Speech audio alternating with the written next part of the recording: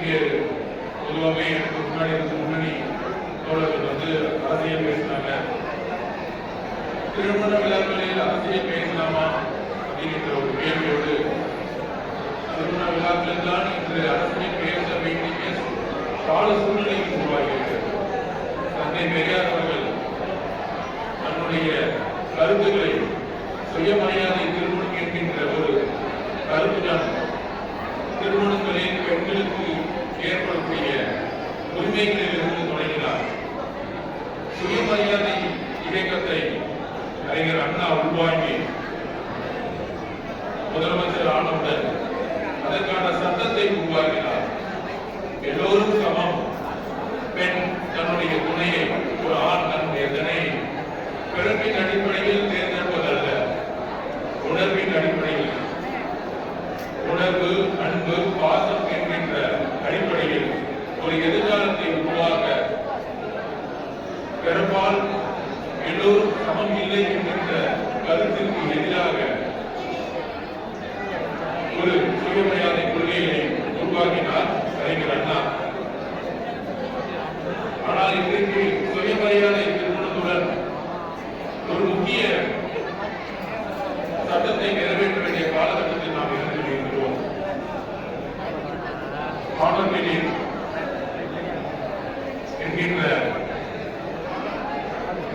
ஒரு முக்கியமான சட்டத்தை கொண்டு வரக்கூடிய காலகட்டத்தை, ஆணவ படுகொலை என்கின்ற காலத்தை நோக்கி நாம் சென்று கொண்டிருக்கிறோம். கடுமையான பாதிப்புகள் சமீப காலங்களாக நடந்து கொண்டிருக்கிறது. ஒரு பெண்ணோ ஒரு ஆணோ தன்னுடைய துணையை தேர்ந்தெடுக்கும் பொழுது மதமும் ஜாதியும் ஏழ்மையும் ஏற்றத்தாழ்வுகளும் கொண்ட ஒரு ஆணவம் தடுத்து நிப்பாட்டப்படுது. அங்கிருந்துதான் அந்த ஆணவம் எங்களுடைய ஒரே பிரச்சனை ஆதிக்கம் எங்கள் தான் இருக்கோம். எங்களுடைய உணர்வு மேம்படுத்திருக்கோம். அது மதமாக இருக்கலாம், ஜாதியாக இருக்கலாம், மொழி பெரும்பான்மையாக இருக்கலாம், இனமாக இருக்கலாம், ஆண் பெண் என்கின்ற ஒரு சமத்துவமின்மையாக இருக்கலாம், அமெரிக்காவில் நிறத்தின் அடிப்படையாக இருக்கலாம். அந்த ஆதிக்க மனப்பான்மையை தூக்கி எறியக்கூடிய அரசியலை தான் நாங்கள் உருவாக்கி கொண்டிருக்கின்றோம். அந்த ஆணவ படுகொலை சட்டம்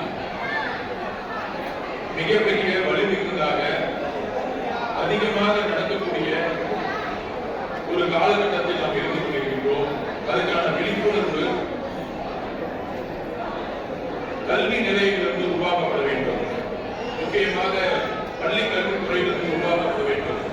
ஆண் பெண் என்கின்ற ஒரு உறவு மட்டுமல்ல, சமத்துவ சிந்தனையை பற்றிய சாதி மனப்பான்மையை தூக்கி எறியக்கூடிய, மத பெரும்பான்மையை தூக்கி எறியக்கூடிய ஒரு கல்வித்துறைகளை உருவாக்க வேண்டும். அதற்கான சட்டங்களை கடுமையாக அமல்படுத்த வேண்டும். தலித் அரசியல் என்பது ஒரு ஜாதிக்கான அரசியல், ஒரு மனித இனத்திற்கான அரசியல்.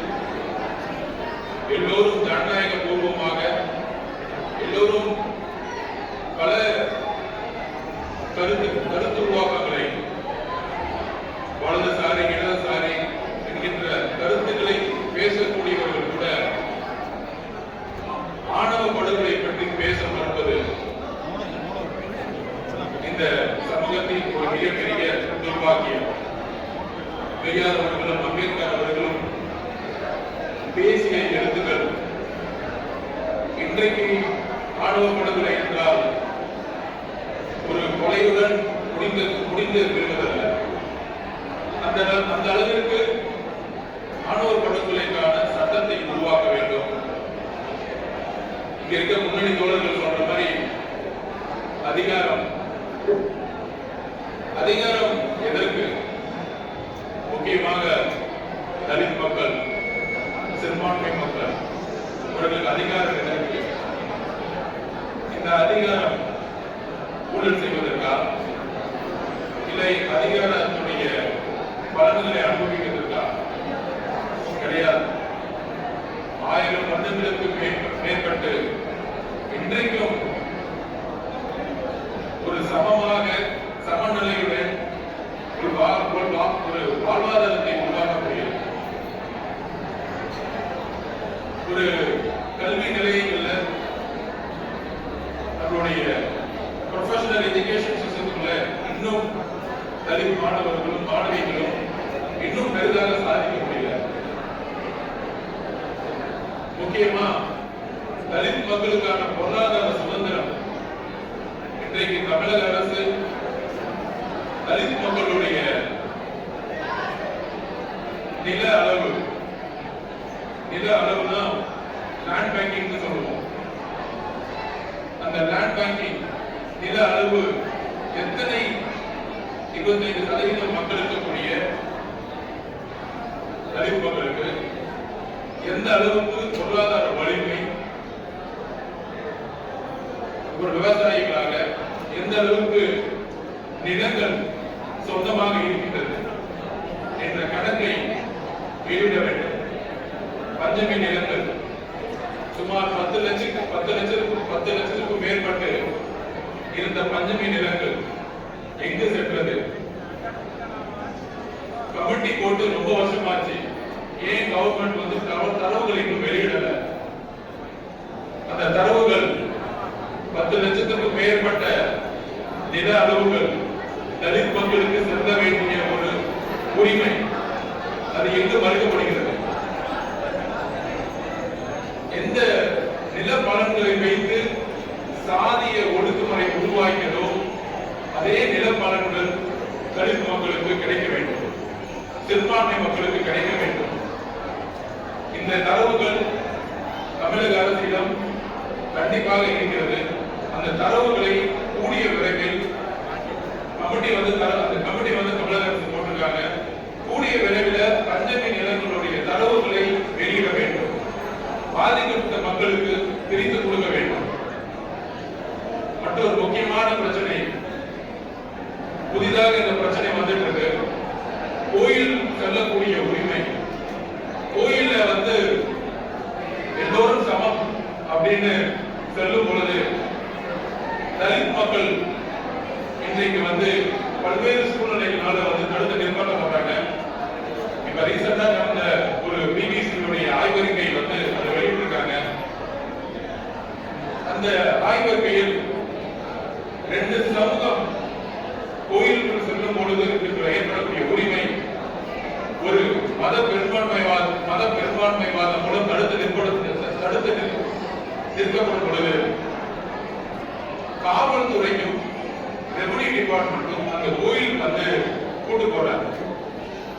கூட்டு போறதால சொல்யூஷன் ஆகாது. தீண்டாமை ஒரு கோயிலுக்குள்ள தலித் மக்களை வரக்கூடாதுன்னு சொல்லும் பொழுது அங்க தீண்டாமையை செய்யக்கூடியவர்களை கைது செய்யும். கோயில்ல கூட்டு போறதுக்கான வந்து சொல்யூஷன் கிடையாது. அப்ப கோயில்ல கூட்டு போட்டுட்டு அது வந்து நீதித்துறை மூலம் சொல்யூஷனை உருவாக்கணும்னு நினைக்கும் பொழுது நீதித்துறை பல்வேறு காலத்தை நம்மளால வந்து ஒரு நீதித்துறை மூலமா வந்து உடனடியா வந்து ஒரு ஜஸ்டிஸ் உருவாக்க முடியாது. அப்ப காலத்தை கடத்துவதற்காக கோயில்களில் கூட்டு போடப்படுகிறது. என்றைக்கு ஒரு குரல் கோயிலுக்குள் வரக்கூடாதுன்னு சொல்றாங்களோ அந்த குரலை கைது செய்து தனிமைப்படுத்தப்படும். பிறப்பால் எல்லோரும் சமம் இல்லை என்கின்றவர்களை கைது செய்யும். கைது செய்து தனிமைப்படுத்தணும். அவர்களுக்கான விழிப்புணர்ச்சி உருவாக்கும். அவர்களுக்கான கவுன்சிலிங் சிஸ்டத்தை உருவாக்கும். மனநல மருத்துவர்களை கொண்டு ஒரு கவுன்சிலிங் சிஸ்டத்தை உருவாக்கும். அதுதான் முக்கியமான ஒரு விஷயம். கோயிலுக்குள்ள கூட்டு போட்டு தலித் மக்களை வந்து வரக்கூடாது என்பது சட்டம் அல்ல. அன்றைக்கே அதே நிமிடத்தில் அதே நொடியில் அவர்களுக்கான உரிமையை இந்த அரசு, இந்த காவல்துறை மீட்டெடுத்து கொடுக்க வேண்டும். ஆணவ படுகொலைக்கான சட்டத்தை உருவாக்க வேண்டும். பஞ்சமி நிலங்களை தரவுகளை தமிழக அரசு வெளியிட வேண்டும்.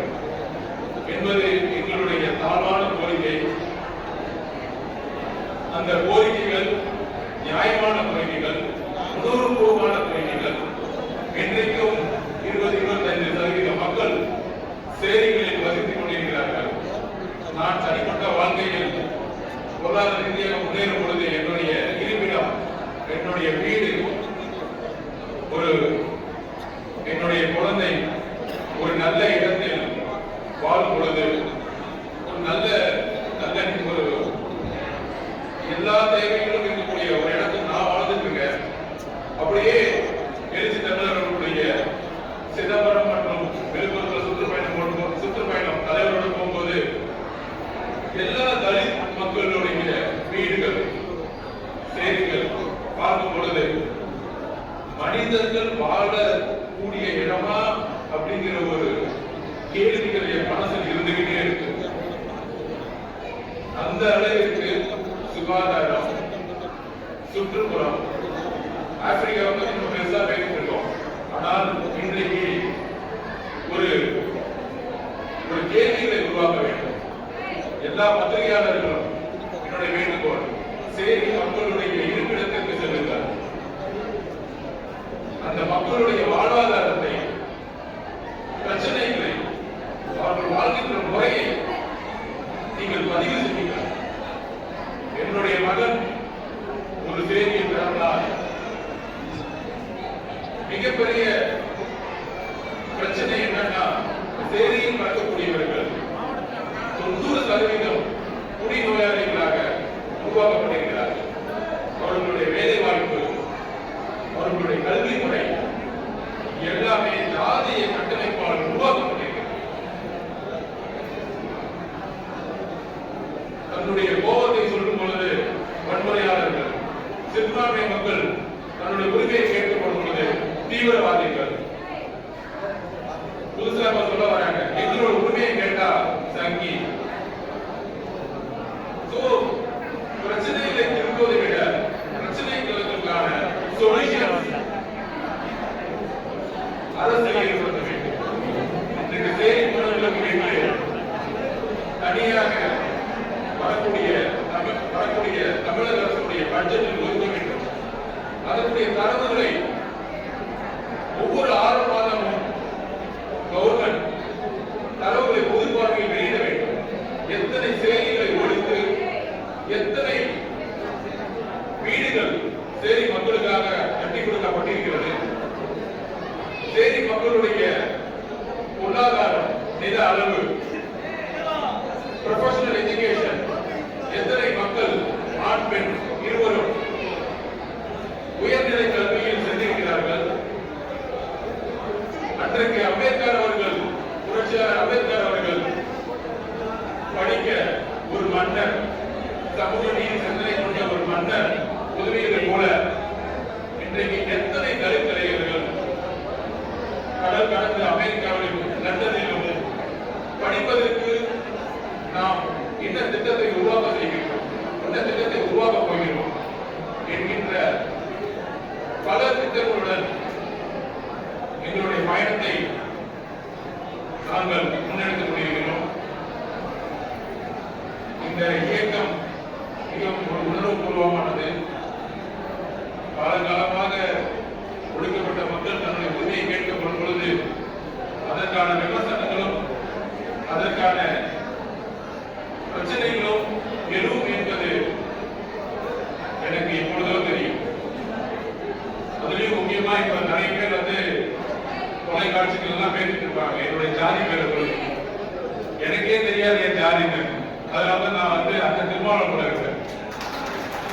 முட்டாள்கள், பைத்தியக்காரர்கள், பெரியாருடைய மண், அம்பேத்கருடைய இயக்கம் அப்படி சேர்ந்து இங்கு ஒரு தேர்தல் பிரச்சாரத்தை உருவாக்க ஒரு எம்எல்ஏவோ எம்பியாவோ உருவாக்குறதுக்கு நாங்க வரல.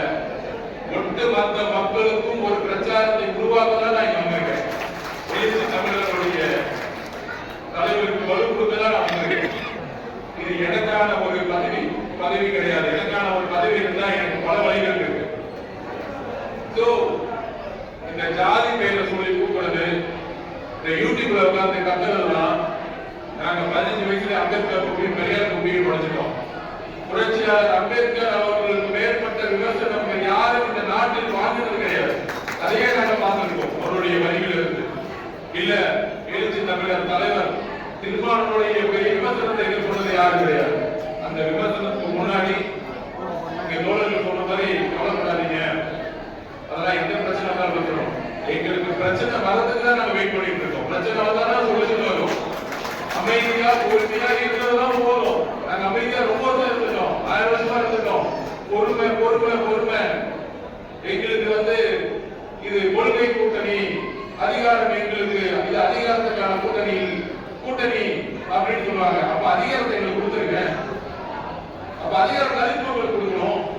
கொள்கை கூட்டணி அதிகார கூட்டணி அல்ல. அப்ப ஒருத்தர் மட்டும் இங்க ஆளுநருக்கு பிறக்கல. எங்களுக்கான அரசியலையும் எங்களுக்கான பிரச்சாரத்தையும் எங்களுக்கு உருவாக்க தெரியும்.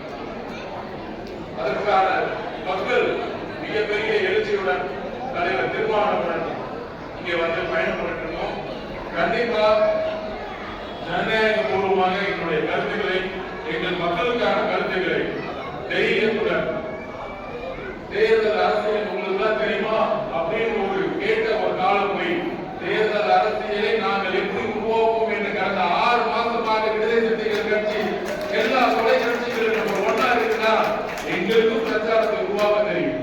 எங்கள் தலைவருடைய அந்த எழுச்சி திருமாவளவனுடைய கனவுகள் கூடிய விரைவில் நிறைவேறும். எல்லா விதமான அதிகாரமும் சட்டமன்ற தேர்தலில் நிறைவேற்றப்படும். இங்க இருக்கிற எல்லா தோழர்களுக்கும் மிகப்பெரிய தியாக வரலாறு இருக்கு. இங்க அண்ணா சொன்ன மாதிரி பல்வேறு நெருக்கடிகள்லாம் காவல்துறையால் கைது நடவடிக்கைகள், இங்க இருக்கக்கூடிய ஒவ்வொருத்தருடைய கதைகள் கேட்கப்படும் பொழுது வரும்போதே சொன்னாங்க, மேலவளம் முருகேசன் அவர்கள் எப்படி படுகொலை செய்யப்பட்டார். ஆதிக்கம் மட்டும்தான் அதற்கு காரணம். அந்த ஆதிக்கத்தை உடைக்கிறதுக்கு தான் பொறுமையும் ஒரு கல்வியும் உருவாக்கிட்டு இன்னைக்கு கோவத்துல ஒரு வன்முறைக்கு பதிலா கையில பேனா எழுதி அம்பேத்கரை கற்றுக் கொடுத்திருக்கிறார். கையில பேனா எழுதுன்னு சொல்லிட்டு எங்க தலைவர் கற்றுக் கொடுத்திருக்காரு. அந்த பேனாவோட நாங்க வேலை செய்ய ஆரம்பிச்சிருக்கோம்.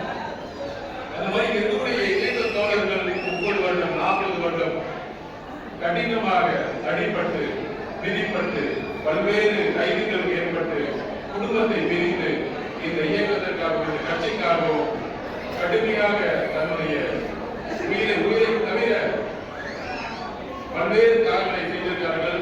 எல்லாரும் சொல்ற மாதிரி இவர் இப்பதான் வந்தாரு, இவர் புதியவர். உணர்வுகளை சொல்வதற்கு அனுபவம் தேவையில்லை, உண்மையை சொல்வதற்கு அனுபவம் தேவையில்லை. குறிக்கோளை அழுவதற்கு தோழர்கள் எங்களுடன் இருக்கிறார்கள். அந்த மாதிரி இன்றைக்கு புதிதாக நான் வந்திருந்தாலும் தோழர்களுடைய ஒரு சப்போர்ட்டோட இந்த இயக்கத்தை ஒரு வலிமையானதாக எப்பொழுதும் அண்ணன் எழுச்சி தலைவர் திருமாவளவன் அவருடைய வாழ்க்கையில் பயணித்து நமக்கான குறிக்கோளை அடைவோம். நமக்கான பயணத்தை புரட்சியாளர் அம்பேத்கருடைய வழியில் பெரியார் அவர்களுடைய வழியில் அடைவோம் என்று உங்களுடன் பயணத்தை தொடர்ந்து